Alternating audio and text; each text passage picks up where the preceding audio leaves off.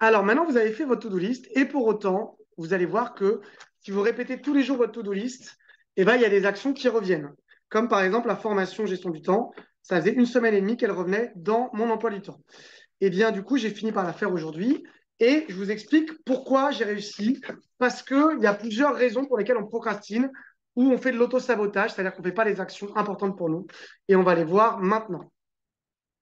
Les 5 raisons qui fait qu'on procrastine, c'est que vous avez une action qui en fait qui n'est pas une action dans votre to-do list. C'est-à-dire que c'est un projet ou une idée et vous ne savez pas comment le faire et votre tâche est beaucoup trop grande. Par exemple, s'il y a marqué faire une to-do list, s'il y a marqué par exemple dans votre action regarder la formation de Camille, c'est trop grand. Il y a plus de 25 heures de vidéo, vous ne pourrez pas tout regarder. Donc, il faut que vous le priorisez en une plus petite tâche. Donc, par exemple, il faut noter une tâche qui fait moins d'une heure à accomplir. Donc, par exemple, si c'est regarder la formation de Camille, ça pourrait être à la place une action comme regarder la première vidéo ou regarder les 3 premières vidéos. Et donc, du coup, là, c'est une action de moins d'une heure, c'est plus facile. Votre tâche que vous avez notée n'a pas de deadline. Donc, en fait, comme vous n'avez pas de deadline, eh ben, vous allez la procrastiner. Donc, quand vous mettez une tâche, donnez-vous comme objectif de l'accomplir avant une date de fin, une date butoir. Donc, c'est-à-dire que si par exemple, je me dis faire la formation gestion du temps, je me dis je la fais avant lundi. C'est ce que je suis en train de faire. Ensuite, il se passe aussi que des fois, vous faites des tâches où vous n'avez pas de motivation à la faire. C'est-à-dire que vous allez être plutôt sur ce que j'appelle des gratifications immédiates, ça en reviendra, comme par exemple un like sur un post, écrire à un ami, boire un verre de vin, tout ça. Ça, c'est des gratifications immédiates, on reviendra sur cette notion. Et donc, vous n'êtes pas assez motivé et vous n'avez pas trouvé assez de motivation parce que vous ne savez pas vraiment pourquoi vous faites les choses. Donc, il faut retrouver sur pourquoi, en fait, vous voulez être entrepreneur et avoir du succès et revenir sur les raisons. Normalement, vous avez fait une to-do list d'au moins 5 à 10 raisons, au moins 30 raisons idéalement, pour lesquelles vous devez réussir en tant qu'entrepreneur. Sinon, vous allez lâcher. Et souvent aussi, c'est que vous avez deux besoins en opposition. C'est-à-dire que vous avez marqué un objectif, mais cet objectif est en lien avec d'autres besoins que, en fait, vous allez prioriser. Des fois, de la gratification immédiate, c'est-à-dire des petits trucs pour gagner un petit peu d'estime avec des petites actions. Mais des fois, c'est aussi parce que, d'un côté, si vous savez que si vous réussissez, eh ben, vous aurez peut-être plus de temps libre pour voir votre famille ou vos amis. Donc, vous avez en même temps un besoin de voir votre famille et votre ami, et en même temps un besoin de réussir votre entreprise, mais qui ne vont pas totalement ensemble. Donc, il faut être au clair sur tous vos besoins. Si vous ne faites pas une action, posez-vous la question, est-ce que c'est pas parce que elle est en opposition si je réussis? C'est-à-dire, il faut vous poser la question, qu'est-ce qui se passe si je réussis? Et est-ce qu'il n'y a pas un problème si je réussis qui va se présenter à moi? Auquel cas, quel problème se va présenter à vous si vous réussissez?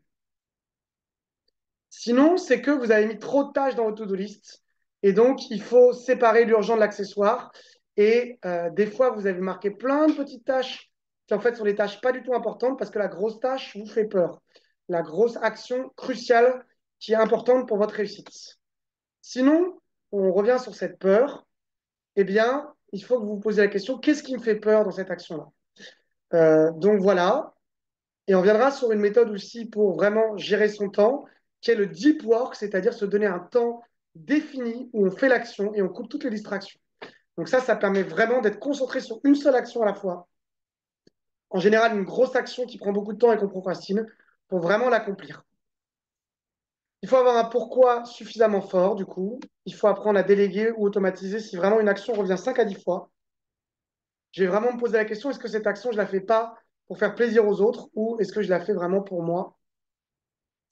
Il faut aussi apprendre des fois à arrêter certaines actions qui n'ont aucun sens pour vous. Ça veut juste dire que vous êtes en train de faire une action qui n'est pas alignée avec vos valeurs. Et je vous ai parlé du deep work, c'est vous donner un temps consacré à cette tâche.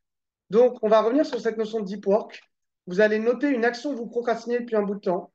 Et vous pouvez noter pourquoi cette action, c'est important que vous la fassiez, au moins 15 raisons ou 20 raisons pour retrouver de la motivation sur cette action.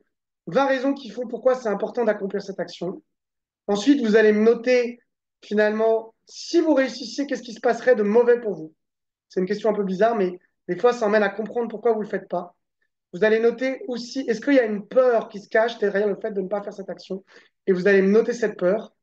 Et enfin, vous allez essayer de trouver dans tout ce que j'ai dit, finalement, quel est le meilleur remède pour, donc dans les 5 remèdes que je vous ai donnés, pour finalement dépasser la procrastination.